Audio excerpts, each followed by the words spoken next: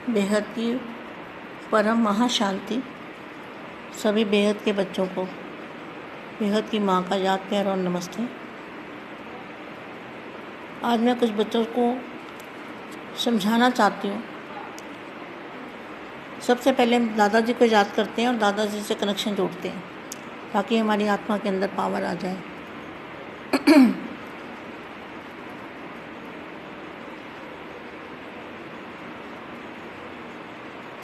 परम महाशांति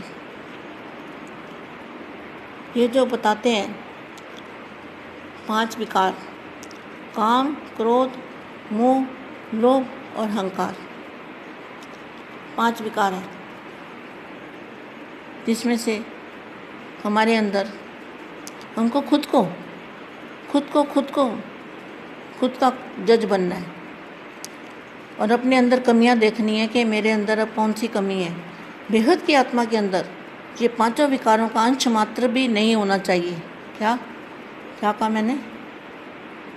5 विकारों का अंश मात्र भी बेहद की आत्मा के अंदर नहीं होना चाहिए, तब मैं उसको कहूँगी बेहद की आत्मा। और सबसे पहला और सबसे बड़ा जो आत्मा का दुश्मन है वो है क्रोध। क्रोध अग्नि, क्रोध को अग्नि कहा जाता है और अग्नि के अंदर सब कुछ भस्म हो जाता है। इतनी खतरनाक ये क्रोध अग्नि है। क्रोध अग्नि से बचना है, अपने आप को बचाना है।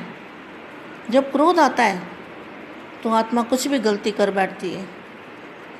क्रोध के बाद फिर मोह आता है, अहंकार आता है, लोभ आता है, ये सारे इसके पीछे पीछे आ जाते हैं। अगर क्रोध ख़त्म नहीं किया हमने अपने अंदर से, हमें बेहद की शांति नहीं आई है, तो हमारे ज्ञान का क्या फ़ायदा।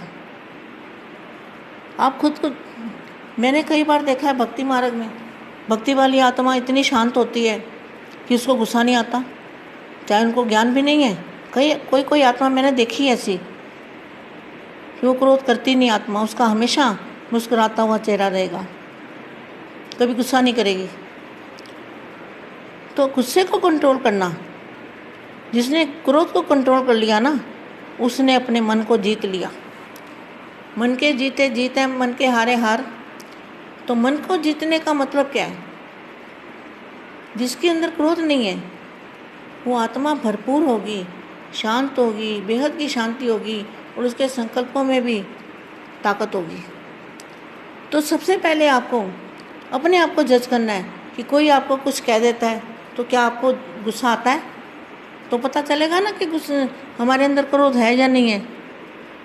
तो बेटे मैं आज से ये समझाती हूँ, हमें जो बेहद की आत्मा है और बेहद के दादाजी से हमारी आत्मा, क्रोध से क्या होता है? अग्नि, क्रोध अग्नि है।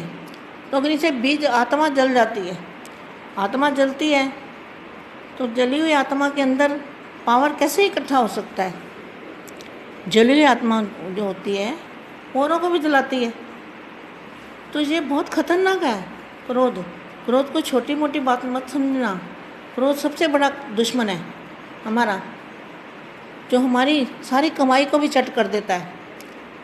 हमें किसी ने कुछ कह दिया और हमें तुरंत गुस्सा आया और हमारी सारी कमाई चट हो गई। इस बात पर बहुत ध्यान देना पड़ेगा बेहद के बच्चों को, तब पता चलेगा कि ये बेहद की आत्मा बेहद के दादाजी का बच्चा है। अगर हमने बाप को प्रत्यक्ष करना है तो सबसे पहला स्टेप यही है कि हमें कोई 10 बातें भी सुना दे, 10 बातें कह दे, और ऐसा नहीं अंदर से गुस्सा आएगा, अंदर से भी गुस्सा ना आए, इसको कहेंगे बेहद की आत्मा। अगर हमने अंदर से भी अंदर गुस्सा है और ऊपर से नहीं दिखा रहे तो इसका कोई मतलब नहीं है, आत्मा जल रही है। तो आत्मा ना जले इसके लिए क्या होगा, कैसे? तो अपने आप को जज बनो ना, अपने अंदर से सबसे पहले क्रोध खत्म करो। काम को जीत लिया, मोह को जीत लिया, लोभ को जीत लिया। तो अगर जो अपने अंदर, हमारे अंदर अगर क्रोध है, क्रोध अग्नि, तो हमारे अंदर अहंकार जरूर होगा। अहंकार होगा तो ही क्रोध आएगा, किसी बात का भी अहंकार, देहभान का अहंकार, अपने धन दौलत का अहंकार, ज्ञान का अहंकार। ये भी ज्ञान का भी अहंकार है कि मैं बहुत ज्ञानी हूँ, मैं सबको ज्ञान देता हूँ, मैं ये करता हूँ, मेरा ज्ञान सब सुनते हैं। तो ये भी एक अहंकार है, मैंपन। कहीं भी मैंपन ना हो, बस दादाजी करा रहे हैं, दादाजी का कार्य कर रहा हूँ, दादाजी करा रहे हैं। हमेशा दादाजी को आगे रखोगे ना तो ही कामयाबी मिलेगी, तो ही मन शांत होगा। मन शांत होगा तो कर्मातीत अवस्था की ओर जाएंगे। सबसे बड़ा दुश्मन है हमारा। दाना खाक में मिलकर गुले गुलजार बनता है, तो क्रोध कैसे आता है? इसके ऊपर मैं एक कहानी छोटी सी बताती हूँ। कोई गांव में महात्मा जी आए थे। तो महात्मा जी आए तो सब लोग कहने लगे, बड़े पहुँचे हुए महात्मा जी हैं, चलो सब दर्शन करने जाते हैं, वो जो मांगो देते हैं, जो मांगो मिलता है, बड़े पहुँचे हुए महात्मा जी हैं। तो एक और भी महात्मा था उस गांव में जिसको लोग गुरु मानते थे। उन्होंने कहा, अच्छा इतना पहुँचा हुआ महात्मा है तो मैं भी चल के कुछ ले आता हूँ उनसे, मैं भी कुछ मांगता हूँ। तो वहाँ जाके बैठ जाते हैं बड़ी सभा में। तो उनको बोलते हैं, महात्मा जी मेरे को ना आग चाहिए, मुझे आग दे दो। तो उन्होंने बोला, आग तो मेरे पास नहीं है। नहीं महात्मा जी आपके पास आग है। बोले, नहीं है मेरे पास आग। अरे आग चाहिए तो चूल्हे में जाके ले लो ना, मेरे पास कहाँ आग है। फिर उन्होंने 4 बार 5 बार जब बोला, 6 बार बोला, 10 बार बोला, नहीं मुझे आपसे आग लेनी है। तो महात्मा जी ने क्या किया, डंडा लेके उसके पीछे पड़े। ठहर जा मैं तेरे को बताता हूँ। तो वो जो गांव का गुरु था, महात्मा था, जो वहाँ रहते थे, उन्होंने बोला, महात्मा जी यही तो मैं आपसे मांग रहा था, यही तो आ गया आपके अंदर। जिसने अपनी क्रोध अग्नि को शांत किया उसने दुनिया को जीत लिया, ये सोच लो। तो मैं वाणी थोड़ी सी पढ़ती हूँ। आज ऊंचे थे ऊंचे, बाप क्या है, ऊंचे थे ऊंचे स्थान पर बेगत की सेवार्थ। ऐसे ही आप भी जिस स्थान थे, आप भी ऊंचे से ऊंचे साकार स्थान पर स्थित हो। जहाँ भी आप रहते हो वो क्या है, बेहद का साकार स्थान है, बेहद की सेवा प्रति निमित्त हो। जिस स्थान की तरफ सब अनेक आत्माओं की नज़र है। जैसे बाप के यथार्थ स्थान को न जानते हुए, तो मतलब बाप के स्थान को यथार्थ नहीं जानते ना। तो कौन सा बाप है जिसको नहीं जानते, और कौन सा बाप है जिसको जानते हैं? वो तो आप सब बेहद के बच्चे जानते हो।